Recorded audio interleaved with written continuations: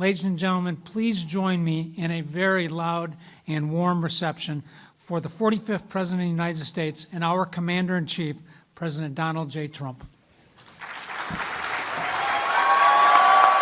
If you're a new president the way Donald Trump is a new president, you're in a time of testing and challenges, particularly on the international front, trying to figure out what's going to be the big issue you're going to have to deal with first. With that in mind, I talked to Bob Gates, the former defense secretary, a few days ago, and asked him what were the most likely spots for the first foreign policy crisis for Donald Trump as president.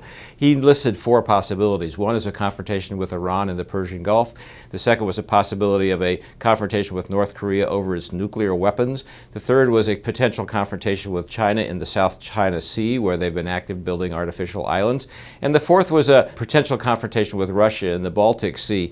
The confrontations with Iran and with North Korea would have been intentional, conceivably, because they want to challenge the U.S. The risk with China and Russia is probably more an accidental confrontation at sea that escalates out of hand. I think we've seen in the last 2 weeks, the first 2 weeks really of the full Trump presidency, that the place where this challenge from abroad is rising first is going to be Iran, where the Iranians have tested a ballistic missile. The administration has responded in kind by basically putting Iran on notice and imposing some new sanctions. And I think what we're seeing in the long run is that the Iranian issue is going to be a big one throughout the Trump presidency. But the other issues are there, and it's unlikely that Iran is going to be the only international crisis to confront the new president soon in his term.